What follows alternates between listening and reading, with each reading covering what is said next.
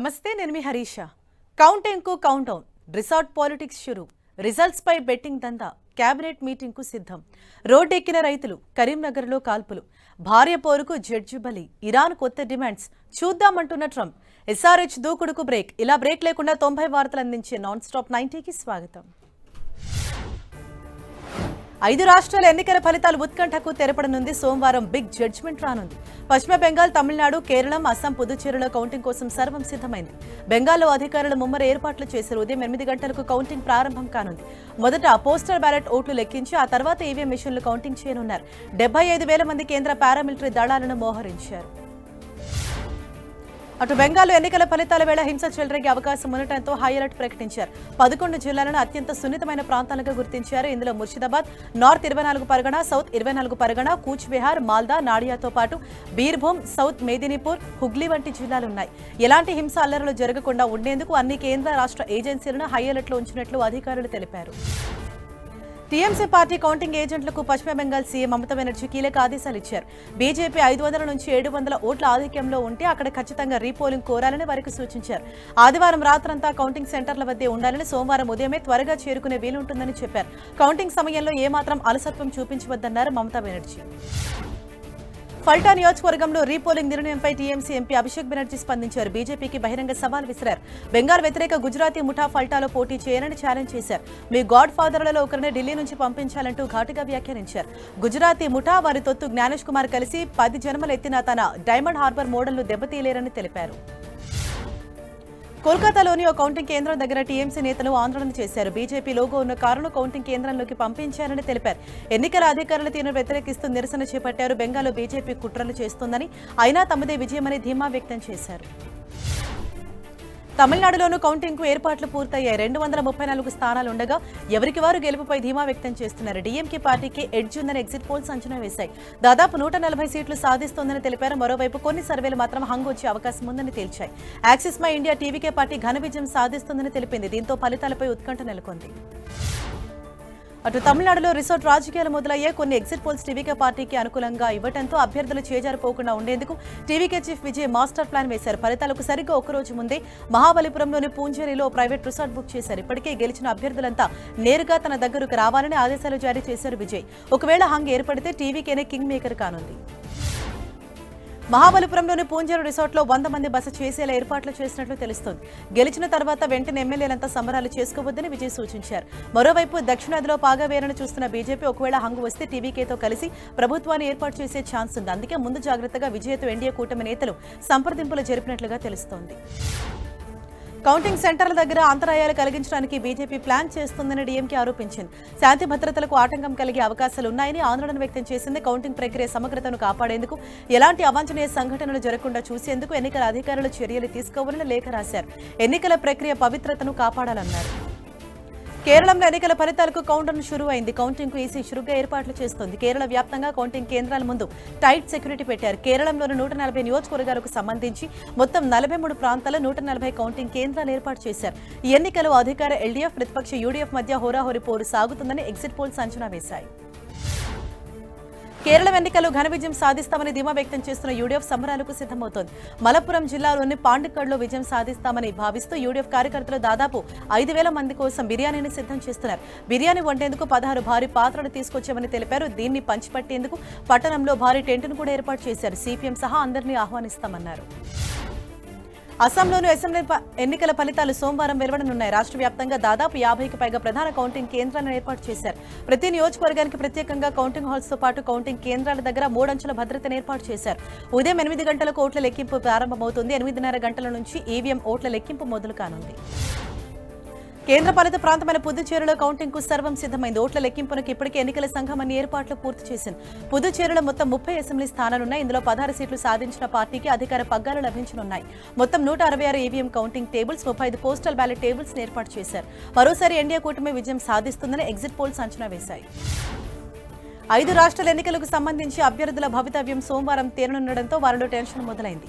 అభ్యర్థులందరూ ఇప్పటికే పూజలు ప్రారంభించారు. పశ్చిమ బెంగాల్లోని మెదినీపూర్కు చెందిన బీజేపీ అభ్యర్థి ప్రత్యేక పూజలు చేశారు. కాళీమాత ఆలయంలో ప్రార్థన నిర్వహించారు. బెంగాల్ ప్రజల కోసం ప్రార్థించానని చెప్పారు. ఓట్ల లెక్కింపు ప్రక్రియ సురక్షితంగా పారదర్శకంగా సాగేందుకు చర్యలు చేపట్టామని ఎన్నికల సంఘం తెలిపింది.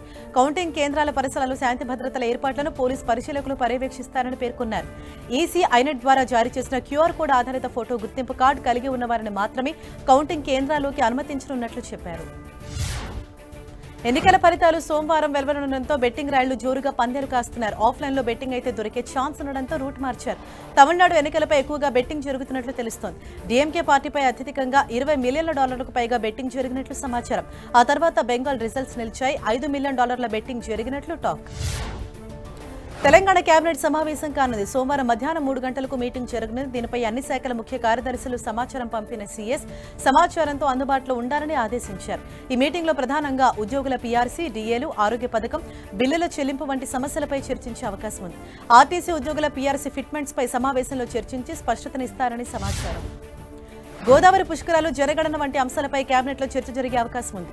సాగునీటి ప్రాజెక్టులు, సంక్షేమ పథకాల అమలు వంటి అనేక అంశాలు ప్రధానంగా ఎజెండాలో ఉన్నట్లు తెలుస్తోంది. కాళేశ్వరం ప్రాజెక్టు పునరుద్ధరణపై కేబినెట్లో కీలకంగా చర్చించే ఛాన్స్ ఉంది. ప్రాజెక్టు భవిష్యత్తు, సాంకేతిక అంశాలు, అవసరమైన మార్పులపై నిర్ణయం తీసుకోనున్నారు. తుమ్మడిహెట్టి ప్రాజెక్టు నిర్మాణంపైనే డిస్కషన్ చేయనున్నారు. తెలంగాణ సర్కార్ రైతు వారోత్సవాలు నిర్వహించనుంది. ప్రజాపాలన ప్రగతి ప్రణాళికలో భాగంగా రైతు వారోత్సవాలు నిర్వహిస్తున్నామని మంత్రి తుమ్మల నాగేశ్వరరావు తెలిపారు. సోమవారం నుంచి 4 రోజుల పాటు కార్యక్రమాలు నిర్వహిస్తున్నామని చెప్పారు. తాండూరులో రైతు వారోత్సవాలు ప్రారంభిస్తున్నట్లు తెలిపారు. రైతుల ఇంటి వద్దకే ప్రభుత్వ సేవలను తీసుకువస్తామన్న తుమ్మల సహజ వ్యవసాయంపై అవగాహన కల్పిస్తామన్నారు. అర్హులైన పేదలందరికీ ఇందిరమ్మ ఇళ్లు ఇస్తామని మంత్రి పొంగులేటి శ్రీనివాసరెడ్డి తెలిపారు. ఖమ్మం జిల్లా పాలేరు నియోజకవర్గం కూసుమంచిలో పర్యటించిన మంత్రి ఎన్నో సంక్షేమ పథకాలు ఇస్తున్నప్పటికీ ప్రతిపక్షాలు విమర్శలు చేస్తున్నాయని మండిపడ్డారు. ప్రతిపక్షాలు ఎన్ని విమర్శలు చేసినా వచ్చే ఎలక్షన్స్ లో ప్రభుత్వం వైపే ప్రజలు మొగ్గు చూపుతారని తెలిపారు. ఖచ్చితంగా మళ్లీ కాంగ్రెస్ గెలుస్తుందని ధీమా వ్యక్తం చేశారు. బీఆర్ఎస్ పై ఫైర్ అయ్యారు ప్రభుత్వ విప్ ఆది శ్రీనివాస్. నిరుద్యోగుల గురించి మాట్లాడే హక్కు బీఆర్ఎస్ కు లేదన్నారు. ఇంటికో ఉద్యోగం ఇస్తామని హామీ ఇచ్చి అధికారంలోకి వచ్చిన తర్వాత నోటిఫికేషన్లు కూడా ఇవ్వలేదని విమర్శించారు. 10 ఏళ్లు అధికారంలో ఉంది, గ్రూప్ 1 పరీక్షలు పెట్టలేదన్నారు. బీఆర్ఎస్ హయాంలో ఎన్ని పేపర్లు లీక్ అయ్యాయో గుర్తుందా అని ప్రశ్నించారు ఆది శ్రీనివాస్. 10 ఏళ్లు విధ్వంస పాలన చేశామన్నారు. బీఆర్ఎస్ అధినేత కేసీఆర్ తో మాజీ మంత్రులు హరీష్ రావు, కేటీఆర్ భేటీ అయ్యారు. ఎర్రవెల్లిలోని కేసీఆర్ వ్యవసాయ క్షేత్రంలో సమావేశం జరిగింది. ఈ నెల 6న వరంగల్లో సభ జరగనుండగా అక్కడ ప్రసంగించాల్సిన పలు అంశాలపై 3 నేతలు చర్చిస్తున్నట్లు సమాచారం. రైతులకు కాంగ్రెస్ ఇచ్చిన హామీలు, ధాన్యం కొనుగోలులో వైఫల్యం, రైతులు పడుతున్న ఇబ్బందులపై ప్రభుత్వాన్ని ఎండగట్టేందుకు ప్రణాళికలు రచిస్తున్నారు. ధాన్యం కొనుగోలు చేయడంలో ప్రభుత్వం ఫెయిల్ అయిందని మాజీ మంత్రి హరీష్ రావు విమర్శించారు. వడ్లను కొనుగోలు చేయాలంటూ రైతులు ధర్నాలు చేస్తున్నా పట్టించుకోవట్లేదని మండిపడ్డారు. బీఆర్ఎస్ హయాంలో రైతులకు ఎలాంటి ఇబ్బంది కలగలేదని చెప్పారు. సమస్యలను పట్టించుకొని సీఎం రేవంత్ రెడ్డి రైతు బిడ్డ కాదని ఆరోపించారు హరీష్ రావు. తెలంగాణలో ఫీజు రీయింబర్స్మెంట్ పథకాన్ని రద్దు చేసేందుకు ప్రభుత్వం కుట్ర చేస్తోందని బీఆర్ఎస్ వర్కింగ్ ప్రెసిడెంట్ కేటీఆర్ ఆరోపించారు. దీనిపై సీఎం రేవంత్ రెడ్డికి బహిరంగ లేఖ రాశారు. ప్రభుత్వం ఇటీవల జారీ చేసిన జీవో 7ను వెంటనే ఉపసంహరించుకోవాలని డిమాండ్ చేశారు. లేదంటే విద్యార్థులతో కలిసి రాష్ట్ర వ్యాప్త ఆందోళనలు చేపడతామని హెచ్చరించారు. సీఎం మంత్రులు రోడ్లపై తిరగలేరన్నారు. సికింద్రాబాద్ పరేడ్ గ్రౌండ్ లో నిర్వహించే సభను గ్రాండ్ సక్సెస్ చేయాలని కేంద్ర మంత్రి బండి సంజయ్ పిలుపునిచ్చారు. బీజేపీ విజయ సంకేతాలను ప్రజల్లోకి పంపిద్దామని చెప్పారు. కరీంనగర్ జిల్లా నుంచి అత్యధిక సంఖ్యలో ప్రజలను తరలించాలని జిల్లా నేతలకు సూచించారు. కరీంనగర్లోని గాయత్రి నగర్లో బీజేపీ జిల్లా కార్యాలయం నూతన భవన నిర్మాణానికి బండి సంజయ్ భూమి పూజ చేశారు. కాంగ్రెస్ పై బీజేపీ ఎంపీ కొండా విశ్వేశ్వరరెడ్డి హాట్ కామెంట్ చేశారు. సంగారెడ్డిలో పర్యటించిన ఆయన కేంద్ర ప్రభుత్వ నిధులతోనే తెలంగాణ ప్రభుత్వం బతుకుతోందన్నారు. రాష్ట్రంలో నిధులు లేవని సాక్షాత్తు సీఎం రేవంత్ రెడ్డి ఒప్పుకున్నారని గుర్తు చేశారు. తెలంగాణలో రైతు బతుకుతున్నాడంటే అందుకు కేంద్ర ప్రభుత్వమే కారణమన్నారు.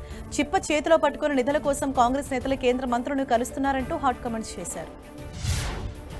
కాంగ్రెస్ సర్కారుపై ఫైర్ అయ్యారు ఎంపీ అరవింద్. ప్రభుత్వానికి అడ్మినిస్ట్రేషన్ మీద పట్టు లేదని విమర్శించారు. ధాన్యం కొనుగోలులో తీవ్రస్థాయిలో జాప్యం జరుగుతుంటే ప్రభుత్వం ఏం చేస్తోందని ప్రశ్నించారు.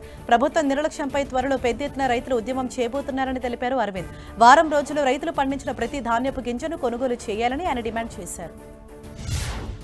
కరీంనగర్లో కాల్పుల కలెక్టర్ రేపై పీఎంజే జ్యువెలరీ షాప్లోకి చొరబడిన దుండగులు సిబ్బందిపై కాల్పులు జరిపి భారీ మొత్తంలో ఆభరణాలు దోచుకెళ్లారు. ఈ ఘటన స్థానికంగా తీవ్ర భయాందోళనకు దారితీసింది. దోచుకున్న బంగారం విలువ 3 నుంచి 4 కోట్ల రూపాయలుగా ఉందని తెలుస్తోంది. దుండగులు మొత్తం 30 రౌండ్ల కాల్పులు జరిపినట్లు అనుమానిస్తున్నారు. క్లూస్ టీం ద్వారా పోలీసులు ఆధారాలు సేకరించారు. అటు జ్యువెలరీ సిబ్బంది షాప్ను తెరిచి లాకర్ల నుంచి డిస్ప్లేలో నగలు పెడుతున్న సమయంలో 2 బైకులపై వచ్చిన దుండగులు షాప్లోకి ప్రవేశించారు. వారిని అడ్డుకునేందుకు ప్రయత్నించిన సిబ్బందిపై తుపాకులతో కాల్పులు జరిపారు. ఈ దాడిలో పలువురు సిబ్బందికి గాయాలు కావడంతో వెంటనే స్థానిక ఆసుపత్రికి తరలించి చికిత్స అందిస్తున్నారు. ప్రస్తుతం వారి పరిస్థితిపై ఆందోళనకరంగా ఉంది. సుమారు కేజీ బంగారం ఎత్తుకెళ్లినట్లు తెలుస్తోంది. అటు జగిత్యాల జిల్లాలోని పోలీసులు అలర్ట్ అయ్యారు. జ్యువెలరీ షాపులో దొంగతనం చేసి పారిపోయిన వాళ్లను పట్టుకునేందుకు తనిఖీలు చేస్తున్నారు. హై అలర్ట్ ప్రకటించిన పోలీసులు జిల్లా ఎంట్రన్స్ దగ్గర సోదాలు చేస్తున్నారు. అనుమానితుల కోసం ప్రత్యేకంగా చెక్ పోస్టులు ఏర్పాటు చేశారు. కరీంనగర్లోని పీఎంజే జ్యువెలర్స్ కాల్పుల ఘటనపై కేంద్ర మంత్రి బండి సంజయ్ స్పందించారు. ఘటన జరిగిన కొన్ని నిమిషాల ముందే తాను అదే ప్రాంతంలో ఉన్నానని తెలిపారు. తన కార్యాలయానికి సమీపంలోనే ఘటన జరగడం బాధాకరమన్న బండి సంజయ్ సమాచారం తెలిసిన వెంటనే పరిస్థితిని సమీక్షించినట్లు తెలిపారు. ఈ దారుణానికి పాల్పడిన వారిని గుర్తించి కఠినంగా శిక్షిస్తామని చెప్పారు. తెలంగాణలో పలు చోట్ల వానలు కురిసే అవకాశం ఉందని వాతావరణ కేంద్రం తెలిపింది. సోమవారం కొన్ని జిల్లాలు తేలికపాటి నుంచి మోస్తరు వర్షాలు కురిసే అవకాశం ఉందని చెప్పారు. గంటకు 30 నుంచి 40 కిలోమీటర్ల వేగంతో ఈదురుగాలులు వీచే అవకాశం ఉందని పేర్కొన్నారు. మంగళవారం భూపాలపల్లి, ములుగు, వరంగల్, హన్మకొండ జిల్లాలో భారీ వర్షాలు కురుస్తాయని ప్రకటించారు. వైసీపీపై ఫైర్ అయ్యారు మంత్రి పార్థసారథి. కూటమి ప్రభుత్వం చేస్తున్న పనులను అడ్డుకోవటమే వైసీపీ పనిగా పెట్టుకుందని ఆరోపించారు. రాష్ట్రంలో అరాచకం సృష్టించేందుకు ప్రయత్నిస్తున్నారని విమర్శించారు. రాష్ట్రంలో గొడ్డలి పార్టీగా పేరు పొందిన వైసీపీ రాజకీయ లబ్ధి కోసం అరాచకాలు సృష్టించాలని చూస్తోందన్నారు. క్రెడిట్ చోరీ అనే కొత్త నినాదాన్ని ఎత్తుకొని ప్రజలను మభ్యపెడుతోందని విమర్శించారు మంత్రి పార్థసారథి. మహానాడును ఘనంగా నిర్వహిస్తామని మంత్రి ఆనం రామనారాయణ రెడ్డి తెలిపారు. నెల్లూరు జిల్లాలో స్థలాన్ని పరిశీలించి కేంద్ర పార్టీ కమిటీకి పంపించామన్నారు. మహానాడు పూర్తయ్యే వరకు నెల్లూరులో మహాయజ్ఞంల కార్యక్రమాలు జరుగుతాయని తెలిపారు ఆనం. టీడీపీ కార్యకర్తలకు ఇది ఒక పండుగ అన్నారు. దాదాపు 8 లక్షల మంది కార్యకర్తలు హాజరవుతారని అంచనా వేస్తున్నట్లు చెప్పారు. పశ్చిమ గోదావరి జిల్లా ఆకివీడులో రామాలయ పునర్నిర్మాణ పనులు ఘనంగా ప్రారంభమయ్యాయి. పెద్దపేటలో వెలిసిన శ్రీ సీతారామచంద్రస్వామి ఆలయ పునర్నిర్మాణానికి శాస్త్రోక్తంగా శంకుస్థాపన జరిగింది. భారీ పోలీస్ బందోబస్తు నడుమ ఈ కార్యక్రమం అత్యంత వైభవంగా నిర్వహించారు. పనులకు డిప్యూటీ స్పీకర్ రఘురామకృష్ణరాజు, రమాదేవి దంపతులు శంకుస్థాపన చేశారు. ప్రత్యేక పూజలు, హోమ కార్యక్రమాలను అత్యంత భక్తి శ్రద్ధలతో నిర్వహించారు. ఆలయ నిర్మాణాన్ని అడ్డుకోవడానికి కొందరు కోర్టుకు వెళ్లారని డిప్యూటీ స్పీకర్ రఘురామకృష్ణరాజు ఆరోపించారు. ఎన్ని అడ్డంకులు సృష్టించినా వెనక్కి తగ్గే ప్రసక్తి లేదని స్పష్టం చేశారు. కృష్ణశిలతో సుమారు 800 ఏళ్లు చెక్కు చెదరని విధంగా ఆలయాన్ని నిర్మిస్తామని తెలిపారు. ఈ కార్యక్రమం విజయవంతం కావడానికి సహకరించిన ప్రతి ఒక్కరికి ధన్యవాదాలు తెలిపారు. నిర్మల్ జిల్లాలో రైతులు ఆందోళన చేశారు. వడ్ల కొనుగోలు కేంద్రాల్లో జాప్యం, గన్ని బ్యాగుల కొరతపై కమల్కోట్, కొత్తూరు గ్రామస్తులు నిరసన తెలిపారు. రహదారిపై బైఠాయించి ధర్నా నిర్వహించారు. ధాన్యం కొనుగోలు కేంద్రాల్లో తాలు పేరుతో రైతులు ఇబ్బందులకు గురి చేస్తున్నారని ఆవేదన వ్యక్తం చేశారు. తూర్పారబట్టి తీసుకువస్తేనే కొంటామన్న నిబంధన ఎత్తివేయాలని డిమాండ్ చేశారు. మరోవైపు అకాల వర్షాలతో పంట తడిసిపోతుందని ఆవేదన వ్యక్తం చేస్తున్నారు. సిరిసిల్ల జిల్లాలో రైతులు నిరసన తెలిపారు. రైస్ మిల్లర్ల దోపిడీని అరికట్టాలని సిరిసిల్ల, కామారెడ్డి ప్రధాన రహదారిపై బైఠాయించారు. ఎల్లారెడ్డిపేట మండలం 10 గ్రామం కొనుగోలు కేంద్రాల్లోని కాంటాల్లో అవకతవకలు జరుగుతున్నాయని ఆవేదన వ్యక్తం చేశారు. వెంటనే ప్రభుత్వం స్పందించి రైస్ మిల్లర్లపై చర్యలు తీసుకోవాలని రైతులు డిమాండ్ చేశారు. ఖమ్మం జిల్లాలో రేషన్ బియ్యం అక్రమ రవాణాపై అధికారులు ఉక్కుపాదం మోపారు. మధిర, ఎర్రుపాలెం మండలాల్లో ఈటీఎఫ్ బృందాలు దాడులు చేసి అక్రమంగా నిల్వ చేసి తరలిస్తున్న 392 క్వింటాల రేషన్ బియ్యాన్ని స్వాధీనం చేసుకున్నారు. రేషన్ బియ్యం మాఫియాపై మరిన్ని దాడులు కొనసాగిస్తామని హెచ్చరించారు. ఔటర్ రింగ్ రోడ్లో వరుస ప్రమాదాలపై హైదరాబాద్ సిపి సజ్జనార్ కీలక సూచనలు చేశారు. వాహనదారులందరూ కొన్ని విషయాలు గుర్తుంచుకోవాలన్నారు. బ్రేక్ డౌన్ వంటి అనివార్య కారణాల మినహా ఓఆర్ఆర్పై ఎట్టి పరిస్థితుల్లోనూ వాహనాలు నిలిపవద్దని సూచించారు. ఒకవేళ ఎమర్జెన్సీలో వాహనం ఆపాల్సి వస్తే తక్షణమే హెల్ప్ లైన్ నెంబర్కు ఫోన్ చేసి ఎడమవైపు ఉన్న చివరి లేన్లో నిలపాలని సూచించారు. హైదరాబాద్లో భారీ చిట్ ఫండ్ మోసం వెలుగులోకి రావడంతో పోలీసులు దర్యాప్తు ముమ్మరం చేశారు. మీరుపోర్ట్లోని శివనారాయణపురం వైష్ణవి కాలనీకి చెందిన సురేష్, అతని భార్య చిట్టీల పేరుతో ఏకంగా 2 కోట్లు స్కామ్ చేశారు. మొత్తం 25 మంది నుంచి 2 కోట్ల రూపాయలు వసూలు చేశారు. ఒక్కొక్కరు 2.5 లక్షల నుంచి 10 లక్షల రూపాయల వరకు చెల్లించారు. చిట్టి గడువు ముగిసినా డబ్బులు తిరిగి ఇవ్వటం లేదని బాధితులు ఫిర్యాదు చేశారు. బీజేపీలో చేరిన కొద్ది రోజులను తనపై ఎఫ్ఐఆర్ను నమోదు కావడంపై రాజ్యసభ ఎంపీ సందీప్ పాఠక్ స్పందించారు. వీటికి సంబంధించి తనకు ఎలాంటి అధికారిక సమాచారం అందలేదన్నారు. తాను ధర్మాన్ని పాటిస్తానని, ఈ విషయం అందరికీ తెలుసని చెప్పారు. ఆమ్ ఆద్మీ పార్టీలో ఉన్నంత వరకు ధర్మానికి అనుగుణంగానే పనిచేశానని చెప్పారు. ఇకపైనా కొనసాగిస్తానని తెలిపారు. ఆప్ను వీడటానికి ఎలాంటి వ్యక్తిగత కారణాలు లేవన్నారు. నోబెల్ శాంతి బహుమతి రేసులో తమిళనాడుకు చెందిన మురుగనంతం నామినేట్ అయ్యారు. భారత్ నుంచి ఆయన అధికారికంగా నామినేట్ అయినట్లుగా తెలుస్తోంది. ప్యాడ్మాన్ గా ప్రసిద్ధి చెందిన మురుగనంతం 2026 నోబెల్ శాంతి బహుమతి రేసులో నిలిచారు. ఈ ఏడాది నోబెల్ శాంతి బహుమతి రేసులో మొత్తం 287 మంది నామినేషన్లు వచ్చాయి. అందులో మురుగనంతం కూడా ఉన్నారు. దీంతో ఆయనకు పలువురు ప్రముఖులు విషెస్ చెబుతున్నారు. ఉత్తరాఖండ్లో 2 రోజులుగా భారీ వర్షాలు కురుస్తున్నప్పటికీ కేదార్నాథ్ ఆలయానికి భక్తులు పోటెత్తుతున్నారు. ప్రతికూల వాతావరణం ఉన్నప్పటికీ పెద్ద సంఖ్యలో చేరుకుంటున్నారు. కేదార్నాథ్ మార్గం స్కిడ్ అవుతోందని, యాత్రికులు జాగ్రత్తగా ఉండాలని సూచించారు. ఎవరికైనా సాయం కావాల్సి వస్తే పోలీసుల్ని సంప్రదించాలన్నారు. రెస్క్యూ టీమ్స్ అలర్ట్ గా ఉన్నాయని చెప్పారు. ముంబైలో మంత్రి గిరీష్ మహాజన్ నిలదీసి వైరల్ అయిన మహిళ టీనా చౌదరి ఆ ఘటనపై తొలిసారి స్పందించారు. ఈ వివాదాన్ని రాజకీయాలకు వాడుకోవద్దని కోరారు. తన భుజంపై తుపాకీ పెట్టి ఎవరిని లక్ష్యంగా చేసుకోవద్దన్నారు. తన కుమార్తెను మ్యూజిక్ క్లాస్ నుంచి తీసుకురావడానికి వెళ్తుండగా ర్యాలీతో గంటన్నర పైగా ట్రాఫిక్ లో చిక్కుకుపోయారని చెప్పారు. మంత్రి గిరీష్ మహాజన్ మాత్రమే తన సమస్యను అర్థం చేసుకున్నారని టీనా తెలిపారు. బెంగళూరుకు చెందిన అంతరిక్ష అంకుర సంస్థ గెలాక్స్ ఐ పంపిన దృష్టి ఉపగ్రహం నింగిలోకి దూసుకెళ్లింది. కాలిఫోర్నియాలోని ప్రయోగ కేంద్రం నుంచి ఫాల్కన్ 9 రాకెట్ సాయంతో విజయవంతంగా కక్షలోకి ప్రవేశపెట్టినట్లు ప్రకటించారు. ఇది ప్రపంచంలో ఆస్ట్రోస్టార్ సాంకేతిక కలిగిన మొట్టమొదటి ఉపగ్రహమని పేర్కొన్నారు. భూ పరిశీలన సాంకేతిక పరిజ్ఞానంలో ఇది కీలక మైలురాయని తెలిపారు. హర్యానాలోని జింద్ జిల్లాలో ఓ యువకుడు తన తల్లికి అదిరిపోయే గిఫ్ట్ అందించాడు. తల్లి రిటైర్మెంట్ రోజును గుర్తుండిపోయేలా చేశాడు. జింద్కు చెందిన షాన్ దేవి హెల్త్ వర్కర్ గా పనిచేసి రిటైర్ అయ్యారు. ఆమె సేవలకు గౌరవంగా జీవితాంతం గుర్తుండిపోయేలా కుమారుడు ఓ కారు కొనుగోలు చేశాడు. కారును పూలతో కాకుండా కరెన్సీ నోట్లతో డెకరేట్ చేశాడు. 10 రూపాయల నోట్లతో అలంకరించి తల్లికి వెల్కమ్ చెప్పాడు. జమ్మూ కాశ్మీర్లో భారీగా కొండ చర్యలు విరిపడుతున్నాయి. లగామా సమీపంలో బారాముల్లా ఉరి జాతీయ రహదారిపై బండరాలు పడటంతో రహదారిని క్లోజ్ చేశారు. ట్రాఫిక్ ను దారి మళ్లించారు. రంగంలోకి దిగిన రెస్క్యూ టీం రోడ్డుపై పడిన బండరాలను క్లియర్ చేస్తోంది. దీనికి మరికొన్ని గంటల సమయం పట్టే అవకాశం ఉంది. విమానం ల్యాండ్ అయిన వెంటనే ఓ ప్రయాణికుడు ఎమర్జెన్సీ డోర్ నుంచి బయటకు దూకేసిన ఘటన చెన్నైలో చోటు చేసుకుంది. దీంతో సిబ్బంది తోటి ప్రయాణికులు ఆందోళనకు గురయ్యారు. షార్జా నుంచి చెన్నై అంతర్జాతీయ విమానాశ్రయానికి చేరుకున్న ఎయిర్ అరేబియా విమానం ల్యాండ్ అయిన వెంటనే అతడు బయటకు దూకేశాడు. నిందితుడిని పోలీసులు అదుపులోకి తీసుకున్నారు. హిమాచల్ భానుడు భయపెడుతున్నాడు. తీవ్ర వడగాల్పులు ఎండ ప్రభావంతో స్థానిక ప్రజలు అల్లాడిపోతున్నారు. ప్రజలకు ఎండ నుంచి ఉపశమనం కలిగించేందుకు ప్రభుత్వం ప్రత్యేక చర్యలు తీసుకుంటోంది. ఇందులో భాగంగా ఢిల్లీ సీఎం రేఖా గుప్తా కీలక ఆదేశాలు జారీ చేశారు. ప్రభుత్వ ప్రైవేట్ సెక్టార్లలో పనిచేసే వర్కర్స్ కు మధ్యాహ్నం 1 గంట నుంచి సాయంత్రం 4 గంటల వరకు తప్పనిసరిగా బ్రేక్ ఇవ్వాలని ప్రకటించింది. అటు నార్త్ ఇండియాలో పలు చోట్ల వానలు పడుతున్న ఉత్తరప్రదేశ్లో వడగళ్ల వాన కురిసింది. వడగళ్ల వానతో స్థానికులు తీవ్ర ఇబ్బందులు పడ్డారు. పలు ప్రధాన పంటలు దెబ్బతిన్నట్లు వ్యవసాయ అధికారులు తెలిపారు. మరో 4 రోజుల పాటు వర్షాలు కురిసే అవకాశం ఉందని చెప్పారు. ప్రజలు అప్రమత్తంగా ఉండాలన్నారు. పంజాబ్లోనూ వర్షం దంచుకొట్టింది. 2 రోజులుగా ఉరుములు మెరుపులతో కూడిన వాన కురుస్తోంది. భీకర గాలులకు పలు చోట్ల చెట్లు నేలకూలాయి. ప్రజలు అత్యవసరమైతే తప్ప సాయంత్రం బయటకు రావద్దని అధికారులు సూచించారు. ఐపీఎల్లో వరుస విజయాలతో దూసుకుపోతున్న సన్ రైజర్స్ హైదరాబాద్ కు బ్రేక్ పడింది. సొంత గడ్డపై కోల్కతా నైట్ రైడర్స్ జరిగిన మ్యాచ్లో హైదరాబాద్ 7 వికెట్ల తేడాతో ఓడిపోయింది. టాస్ గెలిచి తొలుత బ్యాటింగ్ చేసిన SRH 19 ఓవర్లలో 165 పరుగులకు ఆలౌట్ అయింది. ఈ లక్ష్యాన్ని కోల్కతా 18.2 ఓవర్లలోనే 3 వికెట్ల కోల్పోయి ఛేదించింది. రఘువంశీ హాఫ్ సెంచరీతో రాణించాడు. Kolkata Knight Riders star spinner Sunil Narine IPL అరుదైన మైలురాయిని అందుకున్నాడు. ఈ లీగ్లో 200 వికెట్లు పడగొట్టిన 3వ బౌలర్గా తొలి విదేశీ ఆటగాడిగా చరిత్ర సృష్టించాడు. ఒకే ఫ్రాంచైజీ తరపున 200 వికెట్లు ఘనత సాధించిన తొలి బౌలర్గా నిలిచాడు. హైదరాబాద్లో SRH జరిగిన మ్యాచ్లో ఈ రికార్డు అందుకున్నాడు. Indian batter Manish Pandey record సృష్టించాడు. ఐపీఎల్ ఇప్పటివరకు జరిగిన అన్ని సీజన్స్ లో అతడు ఘనత సాధించాడు. ఈ జాబితాలో విరాట్ కోహ్లీ, రోహిత్ శర్మ సరసన చేరాడు మనీష్ పాండే. హైదరాబాద్ లో SRH జరుగుతున్న మ్యాచ్లో ఈ కేకేఆర్ ఆటగాడు తుది జట్టులో చోటు సంపాదించాడు.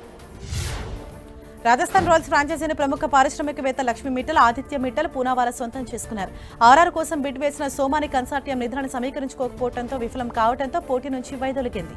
దీంతో 15,600 కోట్లతో మిట్టల్, పూనావాలా, మనోజ్ బదాలేతో కూడిన కన్సార్టియం బిడ్ వేసి దక్కించుకుంది. Block buster producer Bandla Ganesh ఇంటా త్వరలోనే పెళ్లి బాచాలు మోగురున్న ఆయన కుమార్తె జనని వివాహ బంధంలోకి అడుగుపెట్టనున్నారు. పశ్చిమ గోదావరి జిల్లాకు చెందిన సూర్యతేజ్తో జనని వివాహం జరగనుంది. వీరి నిశ్చితార్థ వేడుకను ఘనంగా నిర్వహించారు. ప్రముఖులు హాజరై కాబోయే దంపతులను ఆశీర్వదించారు.